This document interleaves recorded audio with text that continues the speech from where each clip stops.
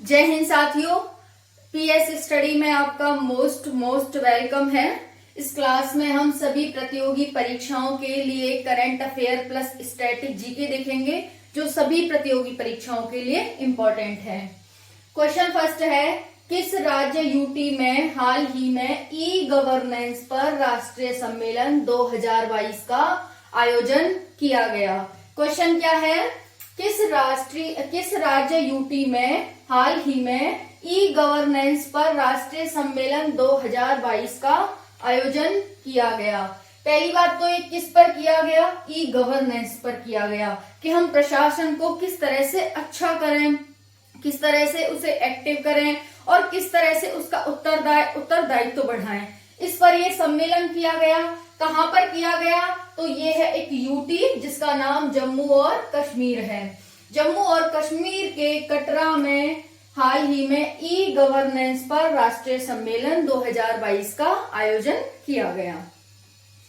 इसके बारे में और फैक्ट देखते हैं। ये तो एक क्वेश्चन हो गया हमारा, लेकिन हमें तो पूरी डायमेंशन यानी कि 360 डिग्री घूमना है। तो देखते हैं यहाँ पर जम्मू और कश्मीर में इसका आयोजन किया गया। ये 25वां सम्मेलन था ई गवर्नेंस का। 26 नवंबर 2022 को इसे आयोजित किया गया जम्मू और कश्मीर के कटरा में। प्रशासनिक सुधार एवं लोक शिकायत विभाग प्लस इलेक्ट्रॉनिक्स एवं सूचना प्रौद्योगिकी विभाग के द्वारा इसका आयोजन किया गया। वर्तमान में इलेक्ट्रॉनिक्स और सूचना प्रौद्योगिकी मंत्री कौन है? आंसर हो जाएगा अश्वनी वैष्णव जी।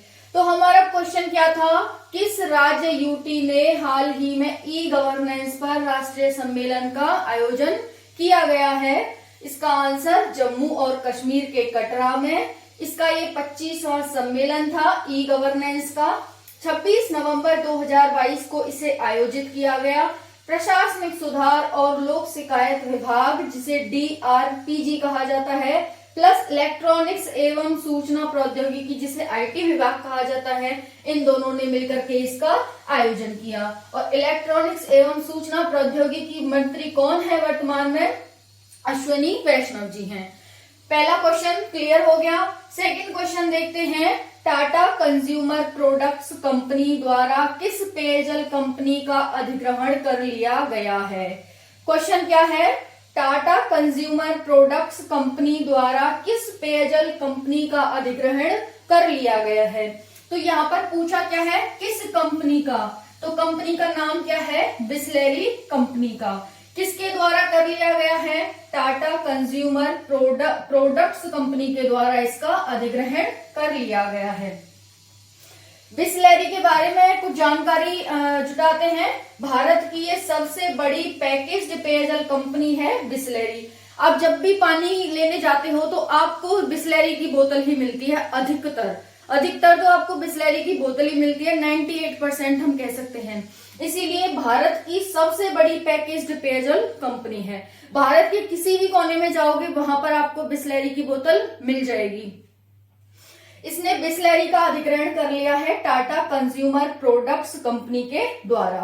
कितने रुपए में किया गया है? तो 7,000 करोड़ रुपए में इसका अधिग्रहण इसके द्वारा कर लिया गया है। अधिग्रहण का मतलब है बिसलेरी को इतने रुपए दे दिए हैं जो बिसलेरी के मालिक हैं, और बिसलेरी कंपनी अब किसके अधीन हो गई है? टाटा कंज्यूमर प्रोडक्ट्स कंपनी के अधीन हो गई है। तो जो टाटा कंपनी है, देख सकते हैं आप किसके द्वारा किया गया है। अब नेक्स्ट क्वेश्चन देखते हैं, राष्ट्रीय दुग्ध दिवस कब मनाया जाता है? राष्ट्रीय दुग्ध दिवस कब मनाया जाता है? अभी हाल ही में राष्ट्रीय दुग्ध दिवस मनाया गया। तो राष्ट्रीय दुग्ध दिवस 26 नवंबर को मनाया जाता है प्रत्येक वर्ष। अब दुग्ध दिवस मनाया जाता है। दुग्ध से संबंधित एक क्रांति हुई थी जिसे श्वेत क्रांति कहा जाता है।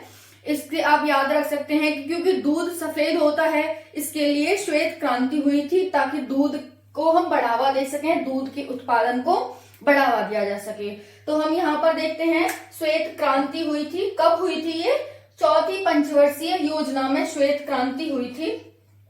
श्वेत क्रांति के जनक डॉक्टर वर्गीज कुरियन की जयंती के उपलक्ष्य में इसे मनाया जाता है। लेकिन अगर आपसे क्वेश्चन में आता है कि श्वेत क्रांति के जनक कौन है, एक में डॉक्टर वर्गीज कुरियन होगा और तीन और ऑप्शन होंगे आपके पास।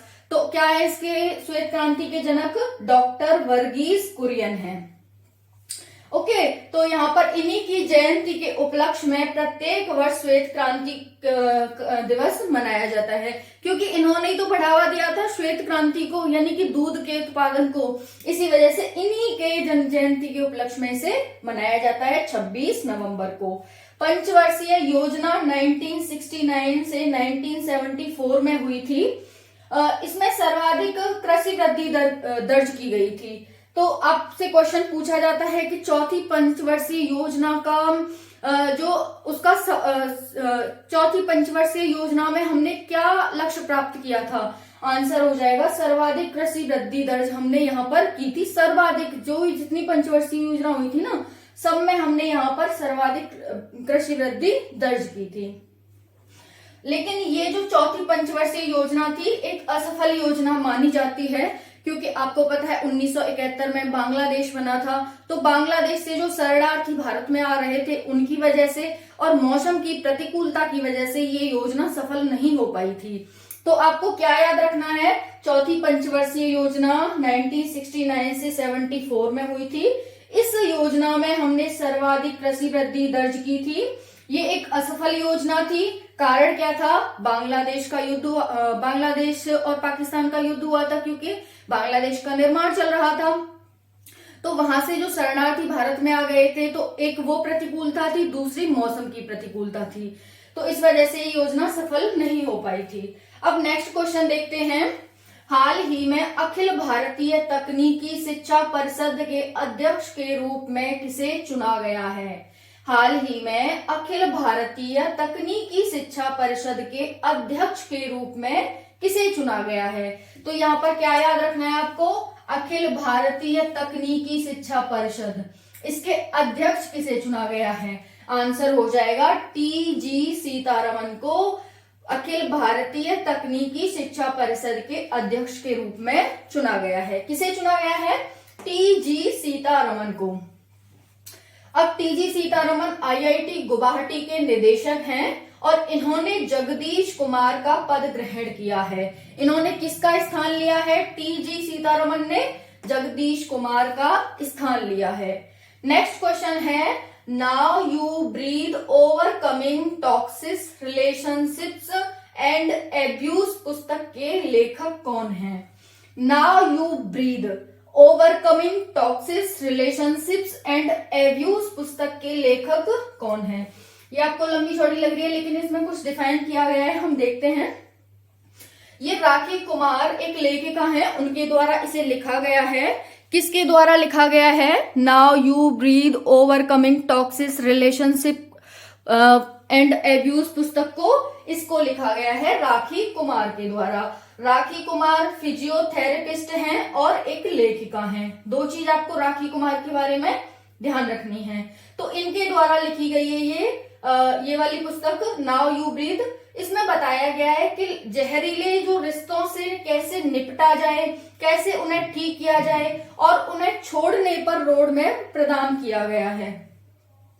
कि जो रिश्ते होते हैं जहरीले टाइप का, मतलब जो रिश्ते बन नहीं पाते हैं या फिर उनमें अनबन होती रहती है, तो उन रिश्तों को जो इन्होंने जहरीले रिश्ते कहा है, उन्हें उनसे कैसे निपटा जाए, उन्हें कैसे ठीक किया जाए या फिर उन्हें छोड़ दिया जाए, इस पर इन्होंने रोड मैप तैयार किया है।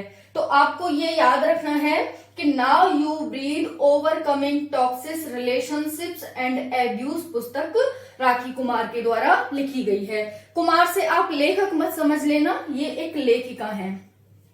सॉरी, कपूर, राखी कपूर के द्वारा लिखी गई है। अगर मैंने कुमार बोला है तो सॉरी, कपूर है इनका नाम, राखी कपूर। अब इनके द्वारा कुछ अन्य पुस्तकें भी लिखी गई हैं, वो भी हम देख लेते हैं कौन कौन सी इनके द्वारा पुस्तकें लिखी गई हैं राखी कपूर के द्वारा। तो यहाँ पर देख सकते हैं अन्य पुस्तकें हैं इनफर्टिलिटी, इम्पेशेंस और इंट्यूशन। इनफर्टिलिटी, इम्पेशेंस और इंट्यूशन, इनके द्वारा ये लिखी गई पुस्तक है।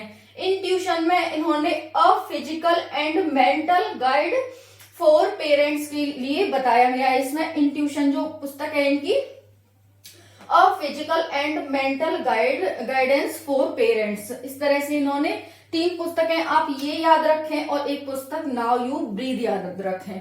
तो जो पुस्तकों से क्वेश्चन आते हैं वनडे एग्जाम में उसके लिए काफी इंपॉर्टेंट हो जाती है ये। अब नेक्स्ट देखते हैं, अहोम जनरल लचित बरफुकन का जन्म दिवस कब मनाया जाता है। क्वेश्चन क्या है हमारा, अहोम जनरल लचित बोरफुकन का जन्म दिवस कब मनाया जाता है। इसका आंसर है 24 नवंबर को मनाया जाता है प्रत्येक वर्ष। ये लचित दिवस के रूप में मनाया जाता है, लचित बरफुकन के जन्मदिन को लचित दिवस के रूप में। ये लचित बोरफुकन कौन थे, तो ये ये एक अहोम साम्राज्य के सेनापति थे। अहोम साम्राज्य यानी पहले असम को अहोम कहा जाता था अंग्रेजों के टाइम पर, तो ये अहोम साम्राज्य के सेनापति थे लचित बोरफुकन। अब इनके जन्मदिन दिवस के रूप में लचित दिवस क्यों मनाया जाता है, तो इन्होंने मुगल सेना द्वारा असम पर कब्जा करने के प्रयास को विफल किया था। क्यों मनाया जाता है, मुगल सेना द्वारा असम पर कब्जा करने के प्रयास को इनके द्वारा विफल किया गया था।